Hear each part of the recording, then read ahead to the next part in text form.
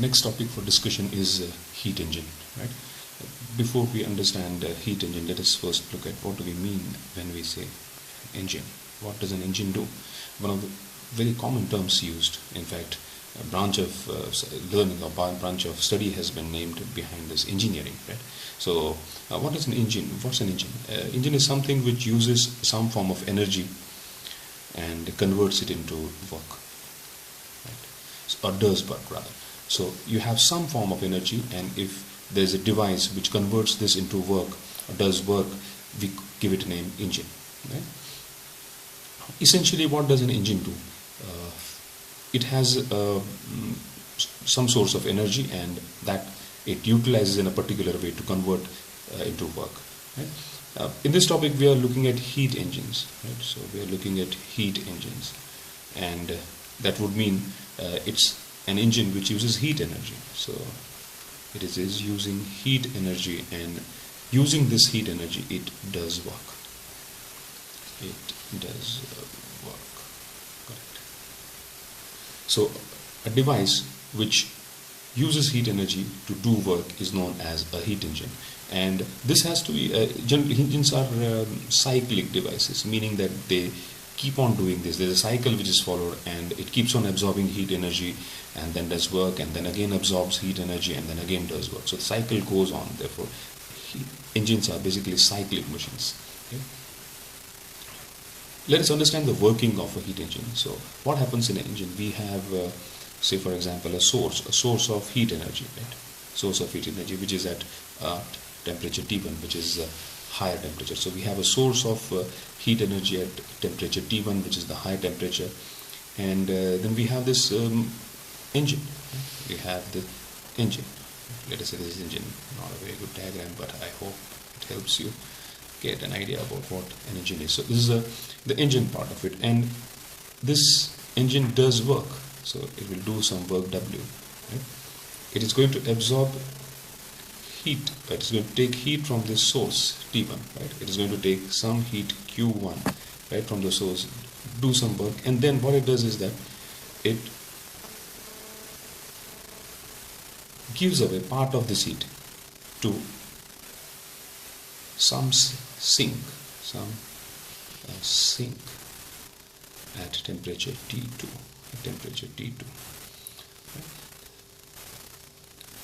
This is how there's a very simplistic approach towards understanding heat engine. So you have a source at high temperature T1 which gives heat, or rather the engine absorbs or takes heat Q1 from this. Out of this Q1, some part of it is used to do work, and the remaining amount of heat energy Q2 is delivered or is given off to a sink which is at a lower temperature. Let us take a practical example to understand how this happens. If we take the example, for example, of a motorbike, right? So what I will do is I'll draw the same diagram again and show you how the same thing becomes applicable to motorbike engine. So in a motorbike engine, what happens is we have fuel, right, plus air mixture, right? Fuel plus air mixture. What happens is we take in air, the engine takes in air, and there is combustion, that is, the fuel is burned, and this fuel air combination reaches a high temperature, and the engine, this is Q1 heat which is being taken from this fuel and air combination. Q1 heat is being taken, and this is at a higher temperature T1, mind you, because in an engine, in a motorbike engine, what happens is you burn the fuel, right, and raise it to a high temperature. That heat is used by the engine, and it does work, right?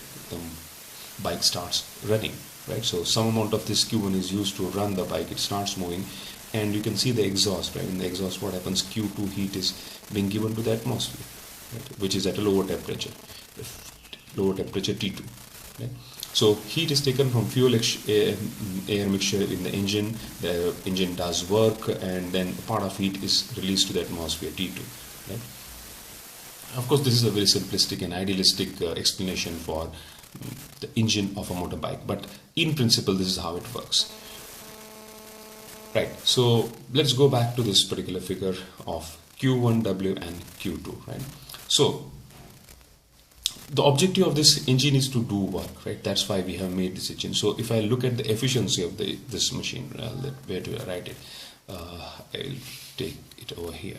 So this efficiency of this machine, right? Efficiency of this machine is given by the output is work done, right? Output is work done, and what is the input? The input is Q1, the amount total heat it had taken from the source, out of which QW was used for doing work, and the remaining was sent to sink 2. So efficiency is work done upon Q1. Right? This is the input energy. This is the output. Right? W, we can see very well from this diagram that W will be Q1 minus Q2. Q1 was the total heat taken in. It was broken up into two parts, W and Q2. Right? So if I may write it over here, I can write over here that Q1 is equal to W plus Q2. Q1 is equal to W plus Q2. That gives me W is equal to Q1 minus Q2. And therefore, if I come back to this equation over here, I'll get W is equal to Q1 minus Q2 upon Q1.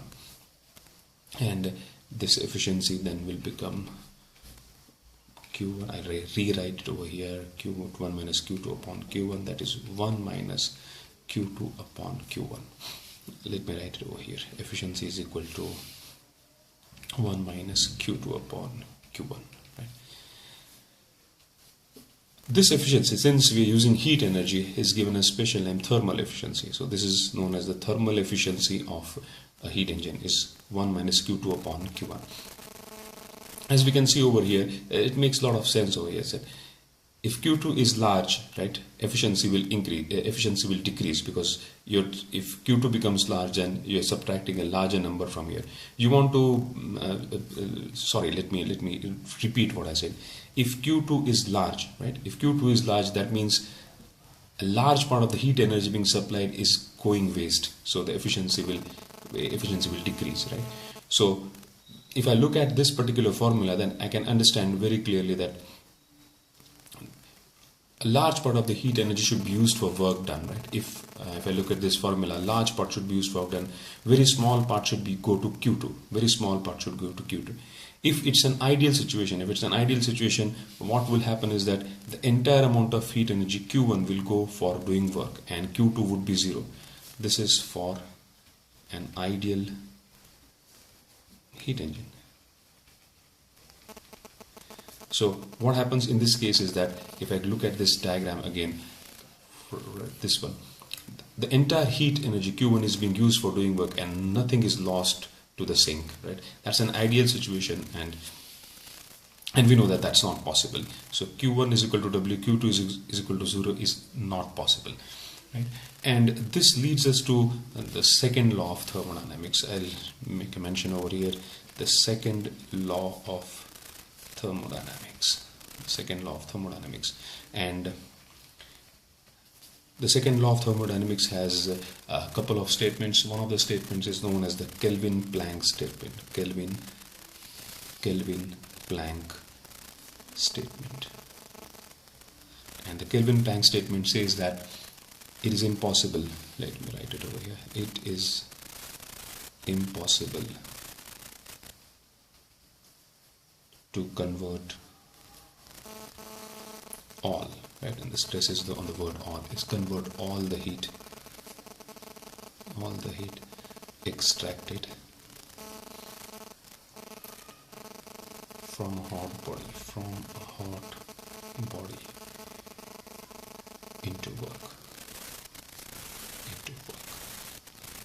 So this statement is second law of thermodynamics. The Kelvin-Planck statement it says that it is impossible to convert all the heat extracted from a hot body into work, and that is what we observed in our discussion earlier, that Q1, which is the total heat being given, cannot be converted completely into work. Some amount of heat will be lost to sink at a low temperature T2. The last thing before I wind up this video is thermal efficiency is equal to 1 minus Q2 upon Q1. That's the formula we looked at, and if some amount of derivations, and we will see that this turns out to be 1 minus T2 upon T1. We will not look at the derivation of this. We will not look at why Q2 upon Q1 is T2 upon T1, right? So we will simply say that 1 minus Q2 upon Q1 is equal to 1 minus T2 upon T1. And this leads us to some very interesting conclusions, that the efficiency depends only on temperature T2 and T1, right? And it does not depend upon anything else. So if I have a machine, if I have a heat engine for which T2 and T1 get fixed up, right, then the efficiency gets fixed up, right? Irrespective of the working substance, irrespective of what material I am using, it gets fixed up. So efficiency depends upon the temperatures T2 and T1. And this is something which we will use when we discuss also refrigerators, right? So remember that the efficiency of a heat engine depends only on temperatures, the temperatures T2 and T1, right? And the equation, and this equation I should finally rewrite over here. Efficiency of this engine is 1 minus T2 upon T1. Okay, so we have come to the end of this video. We have talked about, we just got an introduction to heat engines, and we will further discuss as to how we can make this engine into an ideal reversible engine in the next video. Thank you.